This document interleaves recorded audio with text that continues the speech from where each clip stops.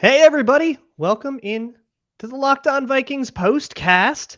Talking about one that's, I guess, a little less fun. It's the Vikings fall 41-17. Total disaster in Green Bay. We're here to pick up the pieces here with Sam Ekstrom, as always, at Sam Ekstrom. You can find Sam everywhere on the Locked On Minnesota Sports Podcast Network. And, of course, here on the Locked On Vikings postcast, which you can also find on the Locked On Vikings audio feed on Sundays.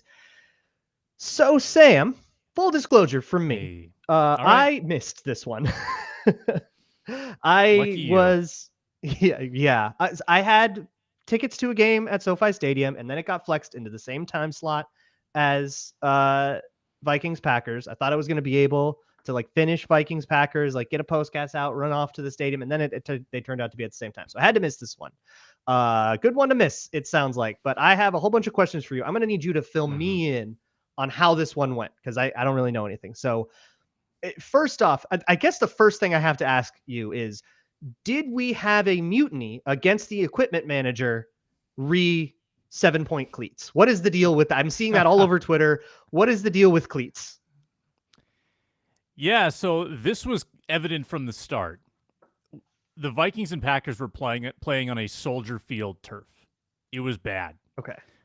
But the Vikings seemed to have a lot more trouble with it than Green Bay.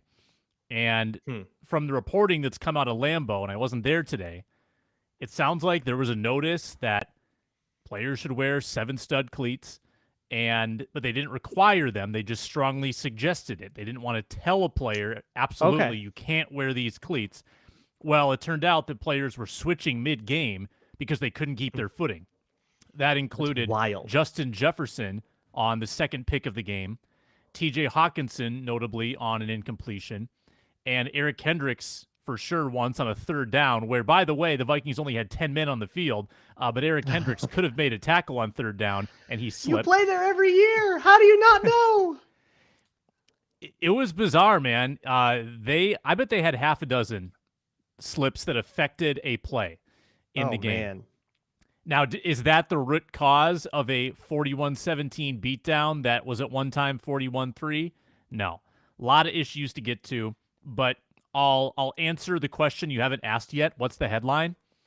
This is the game where if you hoped that all of the Vikings are frauds conversation or narrative, if you hoped that it kind of stayed regional, that it didn't get too far out of our borders, it is out of our borders now, because not only did they have that performance, but Tony Romo has been watching some Peter Brukowski. He knew the deal. He was talking about point differential. He was talking about sustainability, and he hammered it all second. Because he did the Dallas game too. So he's just seen, all he's seen is the Vikings get blown out twice, and he's going, doesn't make sense to me. Right. Yeah. In Romo games, the Vikings have been outscored 108-26 since Romo started at CBS. It's all time. Absurd. Yeah. It's absurd. Which is 4 games, by the way. That is a 4-game total. This does not happen often because it's usually AFC. I believe there was one in 2019, if I remember. Okay. I could be wrong about that. Yeah, it's bad. But I think the Vikings are the most interesting team in the world.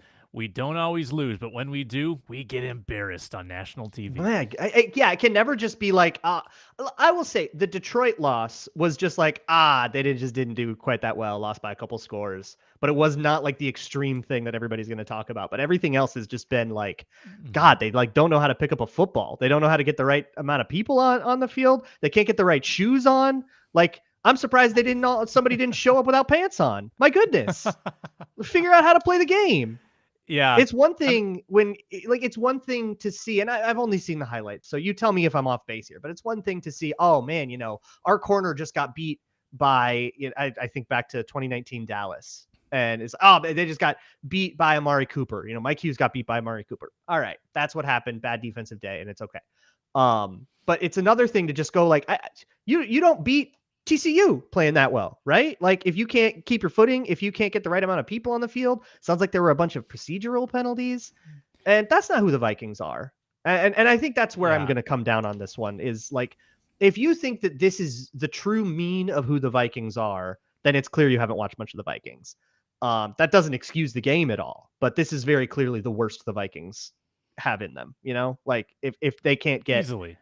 if they can't get to the line of scrimmage without somebody soiling themselves, like yeah. Yeah. Chris Reed was pretty close to doing that. So if you Okay. didn't watch the game, Yes. Austin Schlottman injured badly early in the game. Sounds like a fibula fracture, probably done. Chris Reed, who we've been pining for, comes in the game. Careful with the we. Looks okay. A lot of people have been pining for Chris Reed. Why the commitment to Ed Ingram and to some extent Austin Schlottman, but more so Ingram.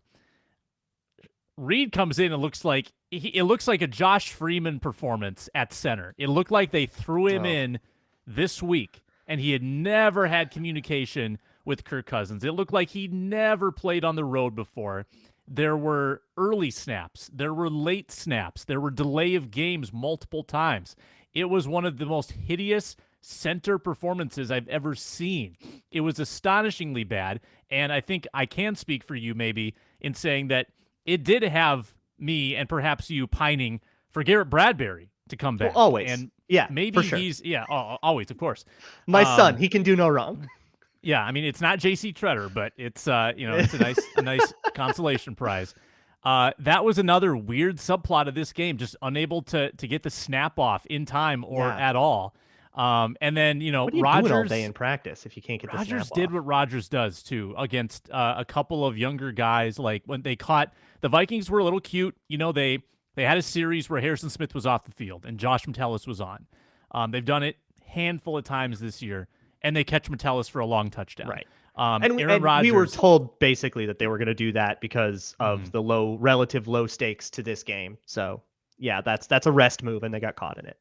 Yep, and then, Asamoah on the field in a goal-to-go situation, third down, I believe. He gets caught in the open field with Rodgers, and you mentioned it, he got depantsed, basically. Oh, boy. On this play by Rodgers. And I think it might have been the thumbnail. No, the thumbnail I used was the gritty of this Alexander. But there's another photo of Asamoah getting juked by Rodgers, which was not great. But here's the thing, Braun. If you actually watch the game, the first 20-25 minutes of play, the Vikings actually did good stuff on offense, defense, and special teams to the point where you could have been pretty frustrated. Like, oh my gosh, the Vikings are playing okay, and they're down by like 14 points because it was 17-3.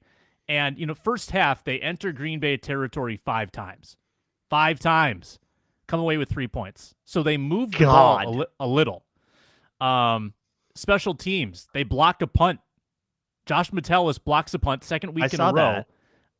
Gets them down to the 1 where they falter on a weird sequence of plays, and then they don't go for it from the 1.5. Another frustrating thing. And then the defense. The defense started this game really strongly, and really Rodgers never got going in a Rodgers kind of way. They just ran the ball really well, and Rodgers kind of heated up around like late second, early third, and put it away. But there was a period of time where they actually kind of played with the Packers, and they just couldn't catch a break, and then it turned into an absolute rout after that. Got you. And I want to ask a little bit more about some of that depth and the backups and some injury stuff that happened. But first, hey, look, this game was Packers by 3 at closing on Bet Online. And there was so much made about how, oh my goodness, the Packers, they're 7-8, but they're favored over the 12-3 Vikings. And we got into all kinds of fights about it. If you wanted to, you could always just go on to Bet Online if you don't agree with the spread. If you don't agree with next week's spread, the Vikings are just 1-point favorites at home, implying that the Bears would beat them on a neutral field. Of course, I'm pretty sure the market expects them to sit Kirk Cousins and stuff. But if you disagree with all that, you can get on to Bet Online and bet it. All right, put your money where your mouth is. You can also bet right in the middle of games. You can bet if, say, the Vikings are down 33 points and you think that maybe they'll make a comeback. You can maybe place a buck on that. You can bet on much more than football as well, basketball, hockey, all of that great stuff at Bet Online, where the game starts. So, Sam, the tally of injuries in this one also seems fairly concerning. You lose Austin Schlottman for the season. Brian O'Neill goes down. He's got to have an MRI on his calf injury, and it looked like one of the turnovers was a strip sack with somebody beating Oli Udoh. So you get like that on the backups. You get Josh Metellus beat by a tight end in the end zone for a touchdown. It seemed like more than anything, at least on the highlight reel that the NFL puts out, that is all I've seen so far. It seemed like it was always a backup player. It was Metellus. It was somebody that was not necessarily supposed to be in, who was like the culprit. And it seemed like of Cousins' 3 interceptions, 2 of them were tipped, right? It seemed like, I hate to say it, some fluky stuff that probably won't sustain itself when the Vikings put all their starters in for the game. And they won't get all of them back, right? Like maybe they don't get O'Neal back. But if you wanted to, you could play Harrison Smith for an entire playoff game and not deal with Metellus getting beat on things. You don't necessarily have to have Brian Asamoah in if you don't trust him to not get juked by the quarterback, right? Like those are options the Vikings have, and they're getting more run for their young players at this kind of cost. Again, there's too many things, I think, that go wrong in a game that you lose by this much, that you're down 41-3. There's too many things to say, well, if you just take that, and that away, like, if you take 900 things away, the Vikings didn't play bad at all. Right. But it does seem to me like there's maybe something to be talked about. Okay, how much run is correct for these young guys when the playoffs start? Is it right to get Asamoah on the field for 10 snaps, 20 snaps, 30 snaps, or somebody like Metellus? Is it right to use him to spell Harrison Smith and keep him pressured for the fourth quarter? Is it right to get those guys on the field? Or is it just like thinking way too hard? I get it at the end of the season, but when we get to the games that matter again,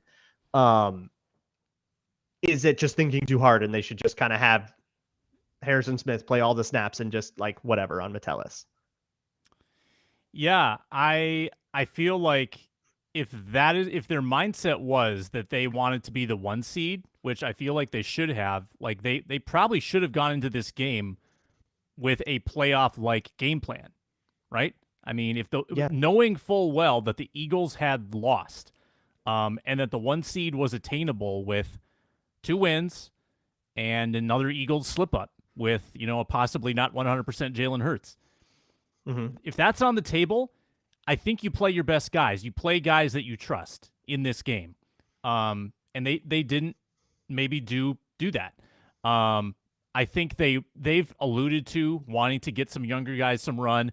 And they've shown a willingness to, sit a Harrison Smith, sit even an Eric Kendricks or Jordan Hicks for Asamoah. Maybe it's all a test. More to Patrick see if Jones or whoever. Trust them. Yeah, plenty of Patrick Jones. Maybe it's all a test to see if they can trust them come playoff time. But this was definitely a playoff-ish kind of atmosphere. And remember, seemed like 1 seed. It seemed like it was a playoff game for the Packers, because it was like they were do or die. And it seemed like the Vikings did not have that same energy. But again, I've only seen the highlights. So am I wrong about that, or am I? I mean, hindsight being what it is, obviously the Packers just made more plays in this game. Right. Like, you're not going to have energy once you're getting blown out. But it seemed like at the beginning, like there's a 3rd and goal stop at the very first, like after the punt block, they stop on 3rd and goal. It's like it's the first quarter and Packers are coming away like they just won the game. Like it's that much energy and that electricity. And that's something I don't see often when it's not do or die. When it's not our season's on the line. That's when a third quarter or a first quarter defensive stop on 3rd and goal from the 2 is going to get you that juiced, when it just means that much more to you. And it didn't seem like the Vikings matched that. Yeah. Last 2 road games, Vikings have caught the home team in that type of environment, right? So that makes it tougher on the visitors for sure. But like I said, Luke, I'm going to defend, the Vikings performance just on a play-to-play basis for the first 20, 25 minutes. Like they came up with a block punt, a 3rd down sack of Aaron Rodgers, 4th down stop on the Vikings side of the field. There was some, the sack of Rodgers was on 4th down. They had a 3 and out, I think, to start the game on defense. They moved the ball. Like it wasn't entirely, this was actually a better first half than the Colts game. Which it's impossible to match the Colts game. And I don't want to try to put any kind of silver lining on this. I'm just trying to say that I don't think the Vikings came out flat necessarily. I just think the Packers flattened them, if that makes sense. Okay. Well, that's certainly no fun. And no part of this game seemed like it was very fun, at least until the very end. You get a Jalen Naylor touchdown and the Vikings put up a couple of late scores to make it feel a little bit more respectable. Hit the over, which matters. Somebody had it on a Minnesota Football Party. Was that you? No, I don't win. Okay. I don't win my bets. Okay. Oh no. Well, we'll have to talk about that tomorrow on Minnesota Football Party on Monday morning, which you can find me and Sam with Arif Hassan and Luke Inman. You can find Sam on the Ron Johnson Show doing stuff with Superior Sports Talk all over this Locked On Minnesota Sports channel. You can find all of this on Amazon Fire and Roku, by the way. Just download the Locked On Minnesota Sports app, and you can find me talking about it all tomorrow on Locked On Vikings. I'll go actually sit down, watch the game, and then see if my thoughts match everybody else's. But I feel like I'm going to be a lot less mad about this one just because like I wasn't in the afternoon like craziness, and I'm looking at it all from like this with like this hindsight view, like knowing that they lost. And so I don't know. We'll see if I end up like super mad, but I am pretty mad about the 10 men on the field and the cleats problems and the pre-snap problem. And Chris Reed's been in your organization since March. Know the snap count, you idiot. Everyone should. Especially the center. Jesus Christ. The 10 men thing, you will be in. Have you seen the 10 men play yet? Yes, I saw it like just the cutout of it with Tony Romo screaming like, get somebody out there. It was unbelievable, dude. I mean, I know you don't love burning defensive timeouts, but you needed that's one. A reason to. You needed right? one there because they were clearly they didn't have enough defenders to defend the outside receivers. So it was like, okay, it's third down. I wonder what's going to happen here. And that was actually the play where Eric Kendricks fell and cost them a potential tackle short of the line to gain. But it was, but they just sat there forever with 10 men. Green Bay wouldn't snap the ball, and they didn't do anything about it. God. One last thing. We should talk about Justin Jefferson. What do you get? Like one catch this whole game? He was a total no-show. Mm-hmm. Was it the cleats? Were they tripling him? What was going on with Justin Jefferson? Yeah, took him out early. The cleats were an issue a couple times in the first half. Jair Alexander's good. He grittied over Jefferson. I wouldn't say Jefferson had his confidence shaken. I think that it was just clear, and there was safety help too. It wasn't just Jair manning him up. I will give Jair credit. His press stymied Jefferson. Like his press was really good in this game. So they did they highlighted the press and like press trail safety over the top. That's been the only thing that anyone's done all year that is like remotely slowed Jefferson down. So it makes sense. And I would imagine you'll probably see that in a likely matchup against New York is the way it seems like it's looking in the playoffs if they feel like they have a corner that can handle that. Mm-hmm. I would also say, and I don't know if we'll get a straight answer on this, but I wonder if they've elevated Osborne in the progressions. Like, I wonder if he's getting Adam Thielen's progressions now, because it's another game where Thielen is a disappearing act and Osborne's getting all the work. I'm curious if that's what's happening, and I don't know if we talked about it preseason, the possibility of that when we were sitting there in camp going, I wonder if maybe.